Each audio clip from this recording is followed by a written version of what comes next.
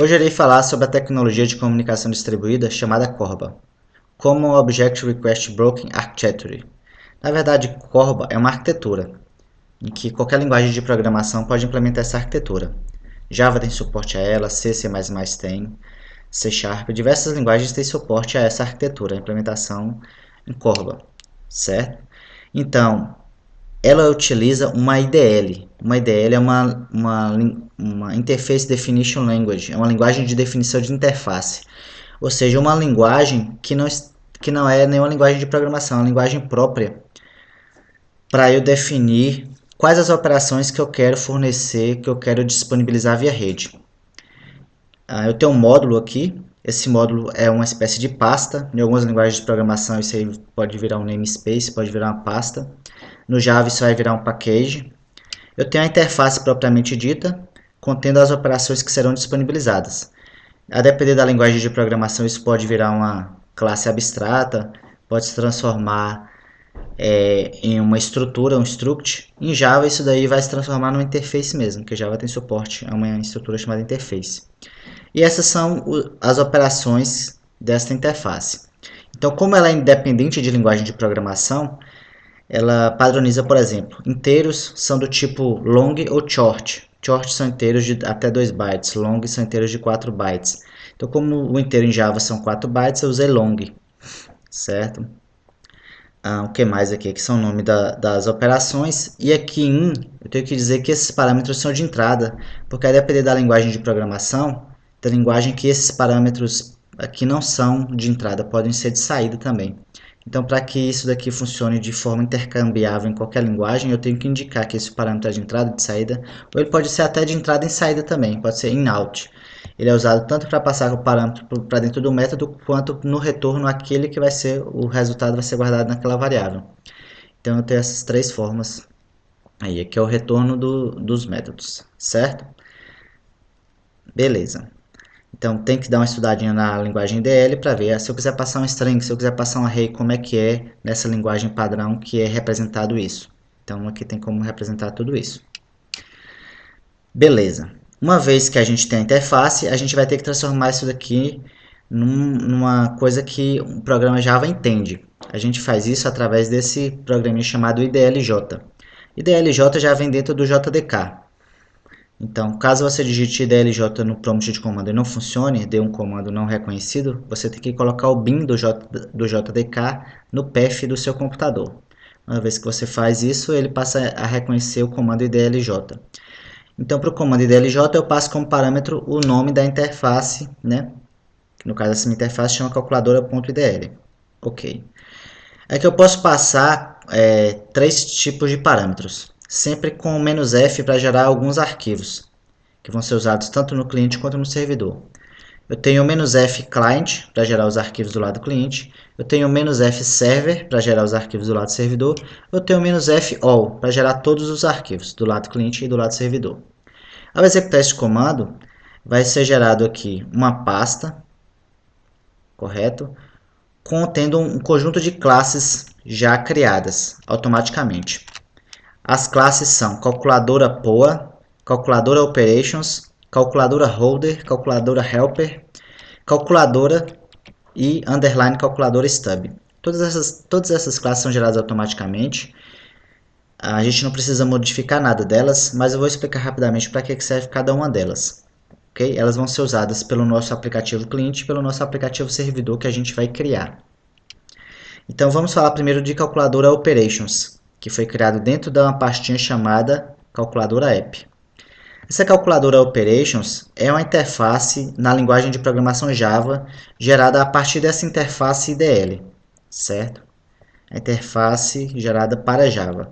Observe que aquele long virou int, o double continuou, virou double também. E observe que isso aqui não foi gerado por mim, foi gerado automaticamente, é gerado by aquele programinha IDLJ que eu executei, dentro de um pacote chamado calculadora app, que é aquele módulo definido na interface. Então tudo isso foi gerado automaticamente. A única coisa que eu acrescentei foi esse comandozinho aqui, já que eu vou disponibilizar o código, para vocês saberem do que se trata, né? Então essa interface contém os métodos definidos na IDL através do mapeamento IDL para Java. Essa interface é compartilhada por stubs e skeletons. Stubs são as classes auxiliares do lado cliente, skeletons são as classes auxiliares do lado servidor. Ok? Então essa é a interfacezinha gerada automaticamente. Outro arquivo gerado automaticamente é esse calculadora POA. POA significa Portable Object Adapter, certo? Então esse arquivo também é uma classe abstrata gerada automaticamente. A única coisa que eu acrescentei foi esse comentáriozinho, já que eu vou disponibilizar esse código-fonte, né, para vocês futuramente saberem do que se trata. Então essa é uma classe abstrata que ela realmente fornece as funcionalidades do Corba de enviar e receber dados através de um fluxo, né, um data stream, um input data stream e um output data stream, um fluxo de entrada e saída de dados para envio e recebimento de dados utilizando o padrão de comunicação Corba, certo? O nosso servidor vai estender essa classe para implementar os métodos, os métodos dela. Observe que ela é uma classe abstrata que ela implementa calculadora operations, mas aqui nela em nenhum lugar, então ela deveria ter, né, esses métodos aqui de calculadora operations, mas ela não tem. Mas não tem problema ela não ter porque ela é abstrata. Se ela fosse concreta, que era obrigada a ter. Então, nossa classe concreta, que a gente vai falar lá na frente, que é a classe servidora, que vai estender essa classe abstrata, vai ter que implementar esse calculador operations, já que ela não implementa. Além disso, ela implementa esse portable, implementa outras coisas aqui, servant, que são para que ela funcione como um padrão Corba, de comunicação de envio e recebimento de dados, output string, input string, que eu já falei. Então a gente não precisa alterar nada dela, ela já é criada por padrão, ok?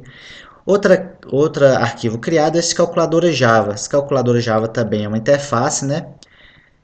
Contém a interface Java da nossa IDL, assim como calculadora Operations, só que calculadora Operations é somente o Java puro, ok? Se vocês olharem calculadora, ela além de estender Operations, ela tem tudo que tem dentro de Operations. Embora que ela não tenha nada, ela tem muita coisa. Quando a gente estende, ela recebe tudo que tem dentro de Operations e recebe tudo que tem dentro aqui, dentro desses pacotes, ó, do Corba Object e do Portable IDL Entity. Então ela tem um monte de métodos aqui implícitos por ela ter estendido todas essas interfaces aqui. Então ela é uma interface mais complexa, mais robusta do que essa. Essa só tem as operações básicas que nós definimos na IDL. E essa calculadora tem essas operações básicas e mais um monte de operações do próprio Corba, certo? Então aqui eu coloquei essa pequena descrição, embora essa classe tenha sido gerada automaticamente também. Então a interface que contém a versão Java da nossa ideia, a interface estende o object, fornecendo as funcionalidades do padrão de objetos do Corba. Assim como calculadora POA, ela também estende a interface Hello Operations. Então, calculadora POA, que eu já falei, estendia a interface calculadora operations e essa classe aqui também, essa interface aqui também vai estender a interface calculadora operations, como a gente pode ver aqui, calculadora operations e pôr também calculadora operations. Tranquilo? Perfeito. Vamos ver agora uma outra classe, também gerada automaticamente. Até o momento só falamos de classes geradas automaticamente. Classes e interfaces, né? Quis dizer os arquivos. A única coisa que a gente fez, criou mesmo do zero, foi esse arquivo IDL. E depois de depois de executar este comando, todas essas classes que eu estou falando agora foram geradas automaticamente. Agora, underline calculadores stub. Também é uma classe usada pelo cliente que fornece as funcionalidades para o Corba, para envio e recebimento de dados, input stream e output stream, certo? Então, a gente não precisa se preocupar com o funcionamento dela. Tranquilo? Ela serve para gravar objetos e ler objetos, utilizando o padrão Corba.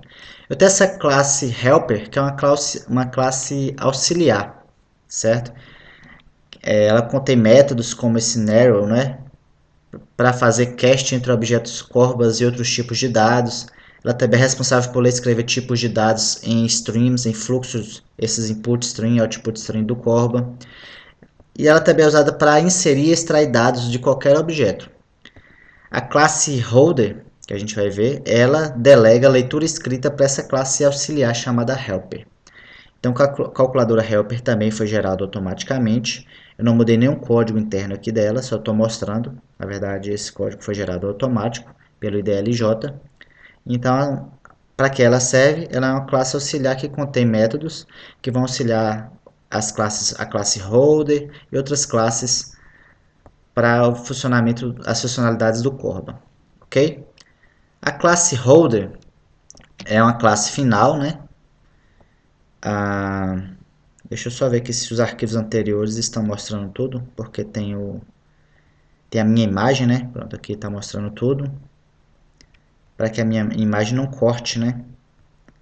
Essa aqui também dá para ver todo, essa aqui dá para ver todo, dá para ver todo também.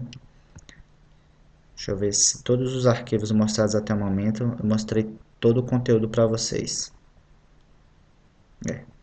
Todos os arquivos estão vendo, a gente está vendo tudo. Agora a gente está em calculadora holder, nessa classe final. Beleza. Então, para que serve essa classe, né? Ela tem uma instância pública de calculadora. Essa classe fornece operações para argumentos de entrada, output string, e de saída. Essa classe delega, como a gente falou lá do helper, né?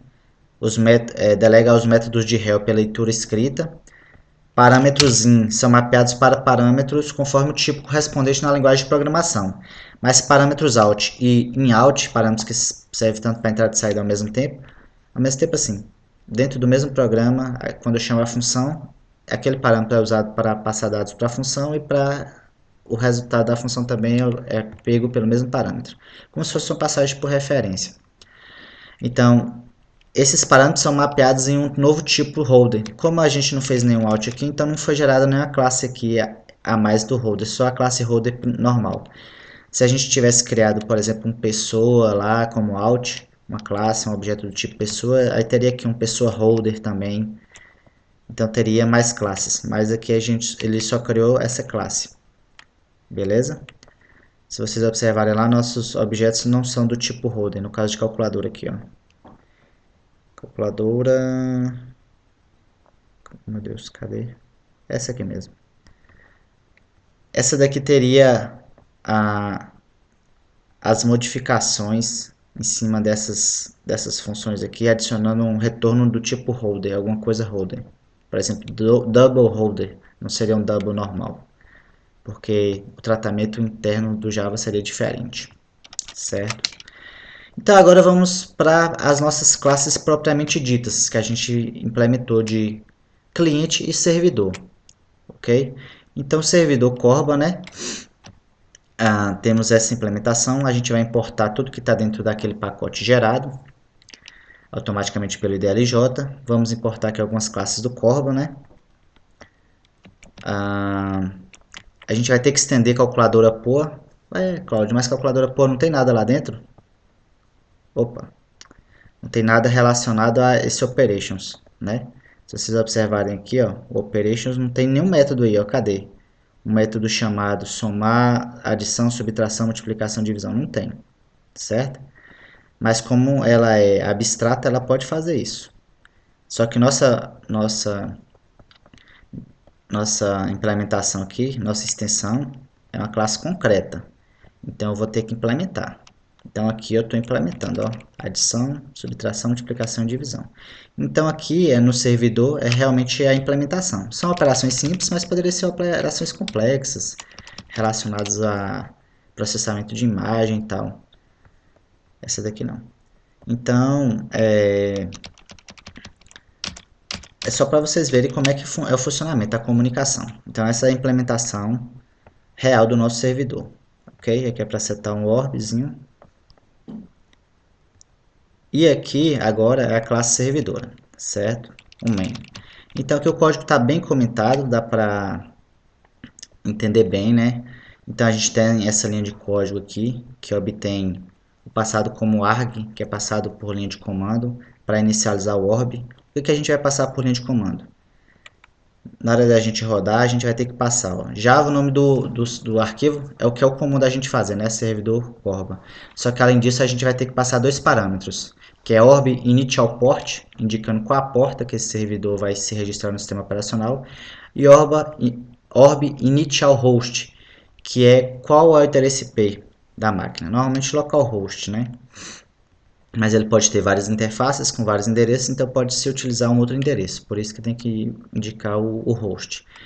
Aqui está o nome, mas poderia ser um endereço IP também, não teria problema nenhum. Então, para compilar, a gente compila normal. javac *.java. Ok? E também lá os arquivos que estão lá dentro do calculadora app. Porque só geram os arquivos .java, não geram eles já compilados. E para rodar, a gente faz isso. Mas a gente só pode rodar o servidor depois que o servidor de nomes está rodando. Então, na verdade, eu tenho um servidor de nomes.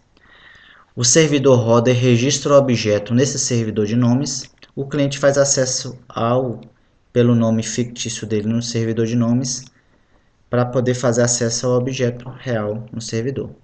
Certo? Então é assim que funciona. Então eu tenho dois servidores. Um servidor de nomes, onde o servidor se registra os objetos, e o cliente faz acesso ao servidor de nomes para obter esse objeto, a referência para esse objeto. Então, beleza. Então, já que quando eu rodar o servidor, ele vai se registrar o servidor de nomes, o servidor de nomes tem que estar rodando antes.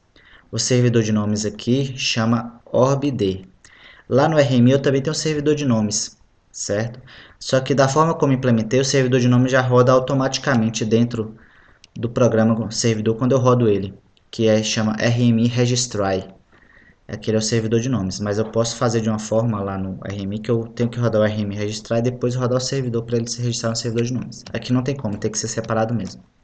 Então eu rodo o servidor de nomes usando esse comando orbd, certo? Também de lá dentro do Java. Passando qual a porta que eu quero que ele que o servidor vai estar, ok? Então beleza. Esse D orb é de Object Request Broken e o D de Daemon, né? Daemon é servidor. Ok? Então vamos agora para a nossa implementação do servidor. Então eu inicializo o orb aqui com os argumentos passados por linha de comando. Depois eu obtenho a referência para esse Portable Object Adapter, né? Com esse narrow aqui. E depois também uma referência, eu ativo o gerenciador desse adaptador de objeto.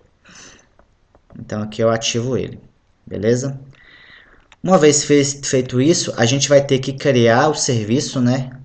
Que o nosso servidor vai estar disponibilizando na rede para que clientes façam uso. Então nosso serviço é calculadora em MPL. Ué, Cláudio, onde é que está isso, calculadora em MPL? Foi nossa classezinha lá em cima que a gente criou que estendeu calculadora POA. É nela que realmente tem a implementação do nosso servidor, ó, dos serviços do nosso servidor, certo? Então aquelas classes geradas eu não mudei nada nelas, elas só fiz mostrar para vocês, eu não mudei uma linha de código nelas, quer dizer, eu coloquei só algum comentário aqui em cima para ficar mais claro do que ela serve, mas o código interno eu não mudei nada. Então aqui agora a gente fez a implementação, né, numa classe que não é a classe principal, por isso que eu não coloquei public aqui. Class é uma classe comum qualquer. A classe principal é servidor corba.java, que é a classe pública dentro do arquivo, que é outra classe que eu tenho definida aqui embaixo, servidor corba, certo? Pronto, beleza. Então criei um objeto desse tipo e setei ele no nosso orb. Setei aquele orbzinho que a gente inicializou lá em cima dentro dele, ó, com esses parâmetros que a gente inicializou, criou e inicializou com esses parâmetros dentro do objeto calculadorazinha aí. Beleza. O que a gente vai fazer aqui agora? A gente vai obter a referência para essa calculadora. Até então é um objeto solto aqui dentro do nosso programa. A gente vai obter uma referência para ele dentro do Corba, certo? Uma vez que a gente obteve uma referência para ele, a gente vai obter uma referência para o servidor de nomes. E depois disso, a gente vai vincular esse objeto a um nome dentro do servidor de nomes. Então a gente deu o nome Calc, mas poderia ser qualquer nome, poderia ser Cláudio, poderia ser, mas a gente colocou um nome mais semântico, né? Então esse nome eu estou associando ele object nome, eu usei o mesmo nome lá do RMI para ficar, pra vocês entenderem a relação. Eu associo ele aqui nesse rembind a essa referência, que é a referência do servidor de nomes, certo? Então, eu tenho um objeto do servidor, calculadora e implementação, eu tenho um objeto, uma referência para o servidor de nomes, depois eu associo esse objeto do servidor, um serviço que eu estou disponibilizando na rede, ao servidor de nomes. Beleza. Depois que eu fiz isso, o serviço já está pronto, o servidor já está pronto para aceitar requisições de clientes. Ok? Vamos ver como é que é a implementação do cliente. A implementação do cliente é muito simples. Muito simples. O que a gente tem que fazer? É parecido com o que a gente faz no servidor. A gente obtém uma referência para o servidor de nomes, né? Só que antes a gente inicializa um orb baseado nos dados passados como parâmetros. Quais são os dados passados como parâmetro, Cláudio? São os mesmos do servidor, porque estão rodando na mesma máquina. Então, a gente chamaria esse arquivo chamado cliente Corba com Java cliente Corba, só assim. Mas eu vou ter que passar dois parâmetros por linha de comando, menos orb initial port e menos orb initial host, indicando a porta e o host do servidor, para que o cliente se conecte ao servidor. Então, se o servidor estivesse rodando em um outro IP, a string aqui do servidor não mudaria nada, seria dessa mesma forma, certo? Mas o do cliente mudaria aqui, o host seria o host do servidor, ou o nome do servidor, ou o IP do servidor. Tranquilo? Então, beleza. Uma vez que a gente já tem isso daí, a gente passa para criar um orb, inicializar um orb. Vamos obter a referência ao servidor de nomes. Uma vez que a gente tem a referência ao servidor de nomes, a gente tem um nome do objeto que a gente quer extrair desse servidor de nomes e consegue extrair esse objeto através desse método narrow. Então, com este nome, a gente obtém a referência do serviço disponibilizado pelo servidor. Eu atribuo a essa variável aqui, do tipo calculadora, e agora eu posso chamar os métodos definidos por essa interface calculadora, que como ela implementa a calculadora operations, ela vai ter todos aqueles métodos que tem dentro de operations, que são os métodos definidos na IDL, certo? Então lá no meu cliente, agora eu posso fazer a chamada adição 1 e 2, por exemplo. Isso aqui vai ser executado no servidor, que vai devolver a resposta e vai ser impresso aqui pelo system.out.println no cliente. Então essa é a programação em Corba.